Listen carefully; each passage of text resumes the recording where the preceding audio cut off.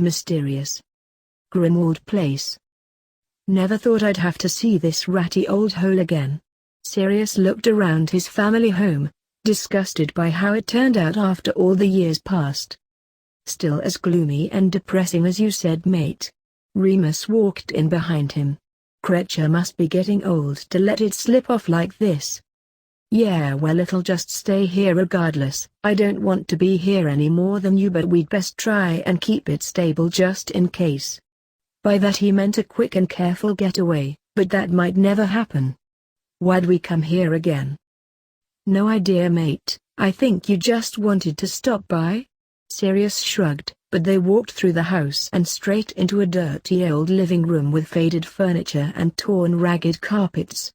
Hey Sirius. Have you been talking to Charlotte lately? Yeah, just last night. She told me Harry's doing better and I got a letter from him saying the same. I think he's looking forward to Christmas again. Remus smiled.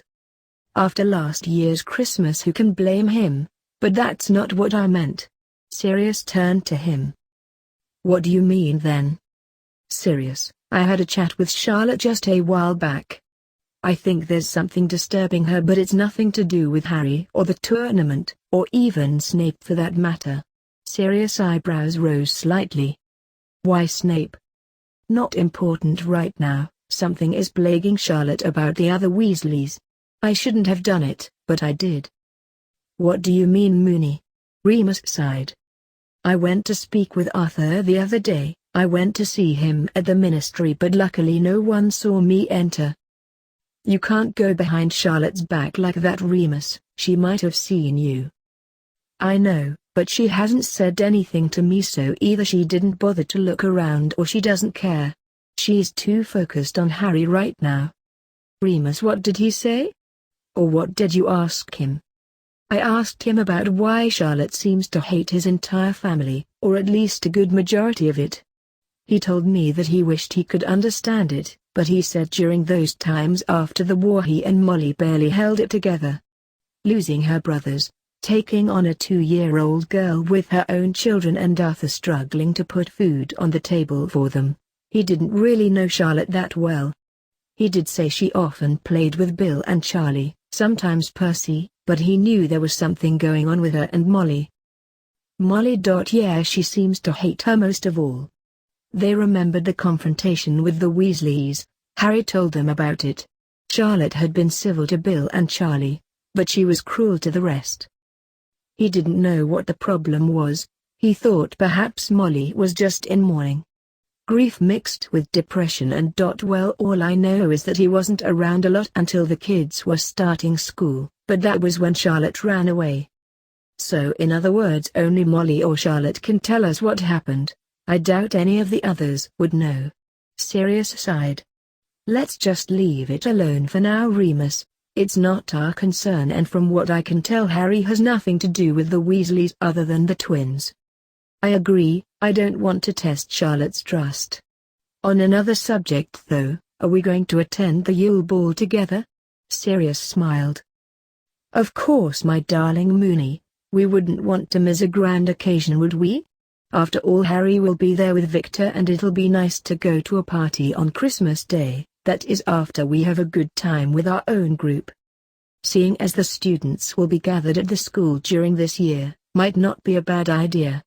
We'll get the morning with Harry and Charlotte, and then he and Victor get a little time together before the ball. Does Charlotte have a date? The ball was only a few days away. Almost everyone had a date. I don't think so. I think she might be going alone. The woman's not exactly open about a possible love life. Remus felt his body chill for a minute. He hadn't told Sirius about how Charlotte couldn't see Snape in her visions, and Remus wondered about it. He knew Sirius couldn't see their own futures, so was it possible that Severus Snape would be involved in her and Harry's future? It was a headache, but Charlotte told him not to think on it too much because she wouldn't. Well, she'll go for Harry, that's all she cares about. I would hate to see her alone though. Me too, but it's her choice. Let's just focus on the tournament for now. The two men continued their talk with the upcoming holidays and the next task. It continued on late into the night, and then when the clock struck midnight, Sirius helped Remus upstairs to his old bedroom and they fell asleep in each other's arms. Hogwarts, the next morning. Meow. I hear you, Emmy, I hear you. Harry awoke early the next morning to meet up with Victor, and Emerald was going with him. She'd woken him with her tail sliding over his face, and when that didn't work she pawed his forehead. He'd been up 2 minutes later, dressed and ready to go see his boyfriend down by the trails near the Black Lake. Come on, girl. Mew. She followed him out of the suites. Thankfully no one was up just yet, but they would be coming out for breakfast in about 30 minutes. Harry. Victor greeted him at a stone bench and they kissed. Emerald nudged Victor's leg and he bent down to stroke her ears. Emerald. She purred. So what did you want to see me for so early in the morning? I don't suppose this has something to do with the ball coming up so soon? Actually yes. Victor took Harry's hands in his own, and knelt down on one knee in front of him. Victor, what are you? A blush creeped over Harry's face. What was this man doing? Harrison Charles Pruitt, would you do me the honor of attending the Yule Ball with me? Harry had to hold back his giggle. He didn't want to make an idiot of himself. Yes. Victor kissed his hands and they embraced, although Victor lifted Harry up from the ground and spun him a little. Once Harry was back on his feet he pulled Victor down for a sweet kiss. That was nice, but why make it look like a proposal? It seemed appropriate. One more kiss. So perhaps I shall expect you in some lovely robes for the occasion? We're supposed to wear our reds, Victor. Yes, but you could request something else. All you have to do is ask Blagridner. True, but why fancy myself up? Am I not good-looking enough?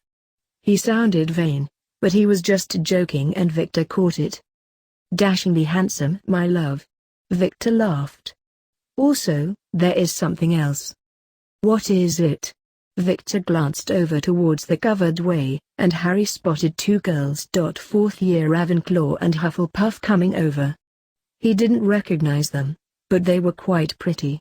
The Ravenclaw's face was heart-shaped, had olive skin with piercing brown eyes and mahogany curled hair, and the Hufflepuff was an oval-faced brunette with light blue eyes and rosy cheeks complementing her milky white skin. He also noticed they were holding hands. Hello, ladies. Hello, Mr. Crumb, Mr. Pruitt. The mahogany-haired girl smiled and bowed with her friend. It's a pleasure to meet you both. You know them? Harry turned to Victor. This one. He pointed at the brunette. Is the niece of one of my father's associates. We met on occasion, but she's nice enough to talk with. Janine Beaufort. The girl introduced herself. Victor and I go back to when we were children, but only as friends. This is Chloe Burns, my best friend and my girlfriend. That made Harry's mouth drop slightly. Girlfriend. The girls turned to face each other and kissed. Well, nice to meet you. They shook hands, and Emerald meowed in approval. We're glad to meet you both like this. I gotta say that was mighty brave of you to put your story out on the front page of the Prophet. Chloe had a bell-like voice, and Janine's was velvety. We didn't want to hide anything, so it was a mutual agreement. Now you two going to the ball together? The girls exchanged a look. That's actually why they're here, Harry. Janine has a request. What request? Harry had an idea what. We know you both are going to the ball together, and we are too, but there's a small problem. My father, Chloe sighed, expects me to go with a boy. You see, he knows I'm with Janine, but he thinks it's just a mere schoolgirl phase. He's coming to the ball, and if he sees me with Janine. I've tried to make him understand that I really like Janine, but he won't listen. I think I get it. Harry turned to Victor. We should take them to the ball. I'll take Chloe and you take Janine. Victor's eyes widened. Harry? I mean, we'll make everyone think they are our dates, and we'll give them a dance, and then we'll all take the stage and dance with each other." The girls gasped. "It works for us all. We'll get our dance." He motioned to Victor and himself. "After we dance with them." He pointed back to the girls. Really?" Chloe was astonished. "Sure, it could be fun." All their eyes stared at them. "What? Harry? You're really alright with this?" Victor was stunned. "I sort of expected you to say no." Harry shrugged. "Well, I would have if it were a girl asking for a pity date, or someone who thinks they can steal you away from me. You also said she's a friend. And I can tell she's being truthful." Honestly, Harry wasn't entirely thrilled. He wanted Victor to himself at the ball. However, this girl had a father not willing to accept her choice of partner, so perhaps he could shed some light on the man. "You don't have to do this though. I was going to ask if we could just dance at the ball," Chloe whispered. "I wouldn't ask if we could be your dates. You two are a couple after all." "Well, we'll just have to make your dad see the light, won't we? After all, what kind of parent won't accept his child just because of who she is?" It reminded him of Snape. Harry wondered if her dad was anything like him. "Well, ever since my mum passed away, he's been rather strict." "That was 2 years ago." Chloe bowed her head and Janine held her. "So she lost her mum, and her dad was being uptight." "I'm sorry." Now he felt bad for her. Maybe he has reasons, but he should learn before trying to assume things. "So yes, I'll take you as my date, but after the main dance we'll go to our partners and show everyone there's no shame in being gay." I don't know how to thank you." Chloe was blushing happily. "Don't worry about it, just meet us near the Great Hall that night. Let's keep this between us though." He put a finger to his lips. "Save it for the ball." "Sure." Janine looked to Victor. "How did you find someone like him? He's so sweet." "He sure is. One of the reasons I fell for him." The girls thanked them one more time and then took off towards the castle. Breakfast had already started, and Harry was beginning to get hungry. "Let's go eat. We should have some sustenance before classes start." Emerald meowed in agreement. Harry picked her up and they walked towards the Great Hall. They just made it through the doors before Harry spotted 2 girls coming their way, Gryffindors. "Hello, Crumb." A girl with thick black curly hair smiled flirtingly at Victor. "Hello." He nodded at her. "Vane." Harry frowned at her, and her name spoke for itself. Romilda Vane, one of the meanest little bins he'd ever met. Completely full of herself and thinking herself high above all others. "Potter." She frowned at him. "It's Priet. Get your facts straight, Vane." She was a nasty piece of work, same age as Ginny but more selfish and conceited. Harry couldn't stand the tramp even when he was at Hogwarts. "I'm not here for you, I'm here to ask Victor a question, so why don't you run along?"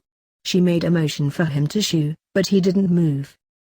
"Why don't you just ask him the question with me here? I'm sure he wouldn't mind." Victor smirked. "Not at all. What do you want, Miss Vane?" She ignored the hardness in his voice. "I was wondering if you would like to attend the ball with me? I haven't a date and the ball is coming up soon, so would you?" "I'm afraid you're too late. I am already going with someone else." "Someone else? Well, surely they can't be that important. You could do so much better with me." She twirled a piece of her hair in her hand. "They are important, very important to me.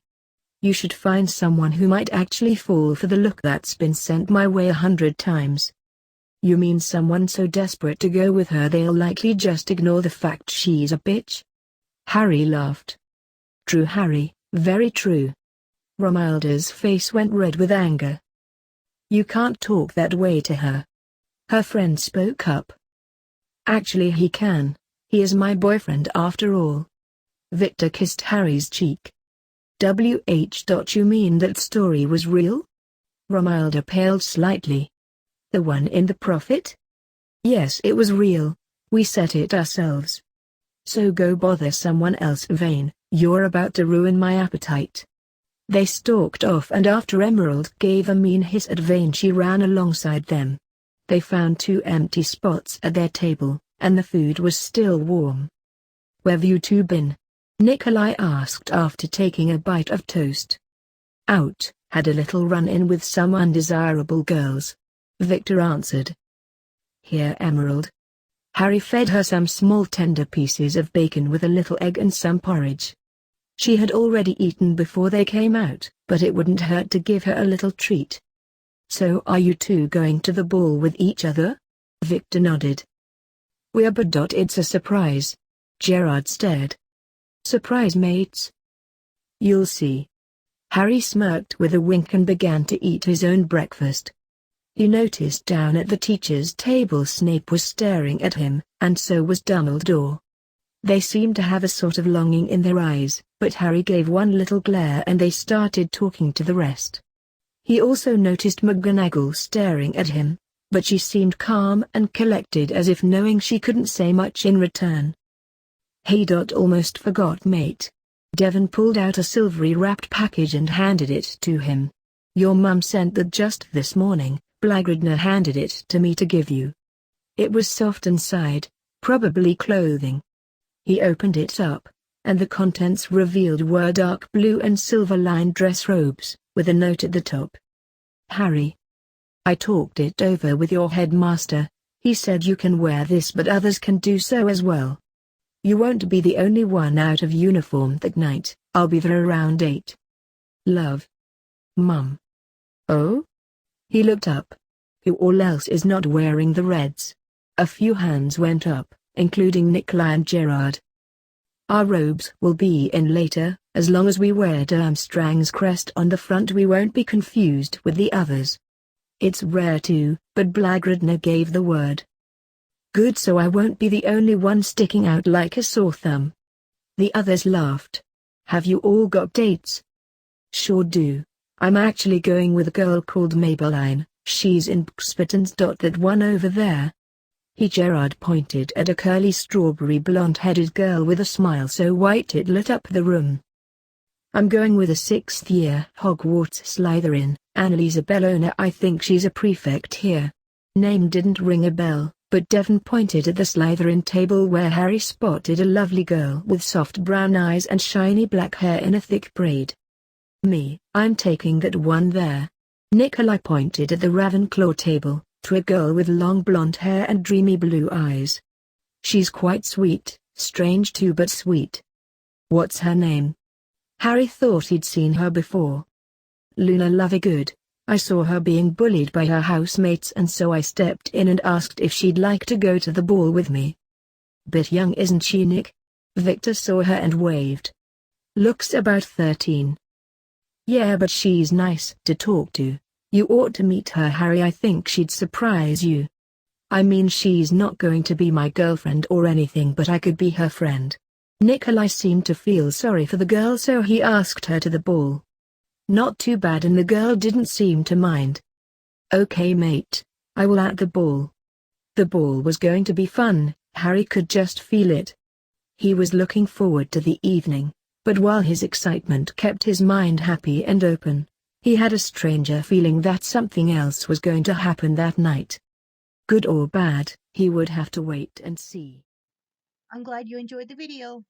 If you'd like to see more of this content or any type of video game content, remember to hit that like button, subscribe to the channel, and leave a comment down below.